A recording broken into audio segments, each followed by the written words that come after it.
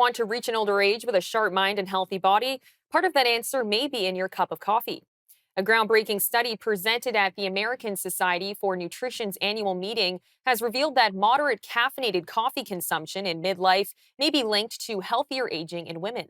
The research followed nearly 50,000 women over 30 years. Dr. Abhishek Raut, medical director at Appletree Medical Group, joined me to break down how caffeine or compounds in coffee help slow aging or prevent disease. Well, coffee is much more than just a morning ritual. It's got a lot of bioactive compounds that can help with slowing aging and preventing disease. When we look really into what coffee contains, we do find certain things like chlorogenic acids, which are very powerful antioxidants, and they can neutralize free radicals and reduce that oxidative stress that contributes to aging. We also, of course, have caffeine, which of course keeps us alert. Caffeine can also modulate a lot of stress responses and lower inflammation in general. And some studies show it may even support DNA repair. As part of caffeine, we also have polyphenols, which are found in coffee beans specifically. And these polyphenols will help protect cells from damage and they'll reduce the risk of chronic diseases like cardiovascular disease and type 2 diabetes. And then finally, we also see NAD plus boosting molecules. This has been very popular in the anti aging world recently. But these NAD plus boosting molecules in coffee suggest that by increasing the NAD plus levels, we do see an improvement with cellular energy and repair, which is something that we see that declines with age as well. The study followed nearly 50,000 women for over 30 years. So I asked Dr. Rode how significant that kind of long term data is in nutrition and aging research, as well as why only women were used for this study. Well, I think that's very critical. So this type of long-term study is not commonly found anymore, and it's great to see research which has that level of magnitude. So we try to see it, and we try to do that specifically in nutrition and aging research because it provides a lot of robust, real-world evidence on how dietary habits will influence health, but also how those dietary habits change over time. So a 30-year study really allows researchers to track patterns, track risks and benefits that might just not be visible in shorter trials. So overall, these capture long-term, lifelong trends, and aging is a very gradual process, so it helps capture this. It reduces biases as well, which you would find with a long study. You'll help filter out temporary health fluctuations and gives you a much more reliable conclusion. And it identifies disease prevention, especially these long chronic diseases like heart disease, diabetes, and cancer, which can develop over decades. We do know with studies, oftentimes you get more consistent data, especially when you are using women. The reporting also tends to be a bit more helpful.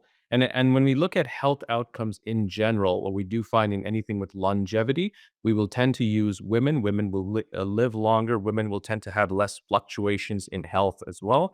And when we look at patterns that might influence health, like severe drinking or even substance abuse, that tends to be minimized more in a female population. So when even if we look at WHO data and they look at aging in the human population, their gold standard is Japanese women.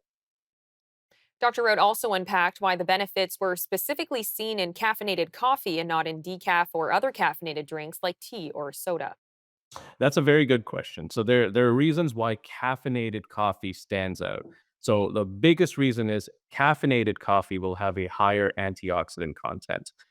Coffee has one of the richest sources of chlorogenic acid, which will help reduce that inflammation and oxidative stress. Decaf coffee does have some antioxidants, but the decaffeinated process does reduce that potency. There's also a lot of synergistic effects with caffeine specifically. So, caffeine has been linked to improved metabolism, brain function, and cardiovascular health.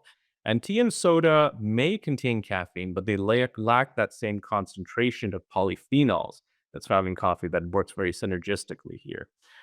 There's also an absence of harmful additives. So, unlike soda, which may contain a lot of high sugar levels or artificial ingredients, coffee is typically consumed without excessive additives, making it a much healthier choice. And then finally, there's an impact on longevity. So we know that regular coffee drinkers will experience lower risk of chronic diseases like heart disease, diabetes, and even neurodegenerative disorders. There is some research on things like decaf coffee. It may offer some benefits, but we certainly see it very clearly in caffeinated coffee. A question that has floated around is there such a thing as drinking too much coffee? Dr. Rowe broke down if there is truth behind over consuming coffee and if this study means that people should start drinking coffee more. Not in medical school. But realistically, yes, there is something as too much coffee. Now, when we look at health experts and they have to make a recommendation, they'll typically suggest something like 400 milligrams of caffeine per day is generally safe. Keeping in mind an average cup of coffee could be about 100 to 150. But 400 milligrams is really taking it quite high, which is 4 to 5 cups of coffee. So there is a bit of risk when you're even at that level, which some will consider safe. You're going to have sleep disruption. So your sleep quality is going to be quite poor. You're going to have insomnia and restless leg. You're going to have digestive issues because high levels of caffeine can increase stomach acid and you're going to get heartburn and reflux. It'll also increase anxiety and restlessness. So, too much caffeine, we know, will heighten stress responses as well, leading to jitters, nervousness, and increased heart rate. And then there are concerns about caffeine dependence. So, over time, regular excessive intake can lead to withdrawal symptoms, even with headaches, irritability, and fatigue.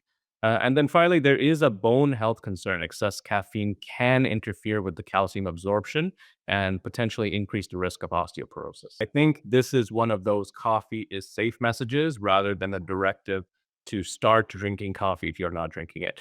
Listen, a lot of times when we talk in medicine and there's an issue of food or a drink that's identified, usually it's bad news. And usually, what we do find is we say you have to really limit what you do with this substance or this drink.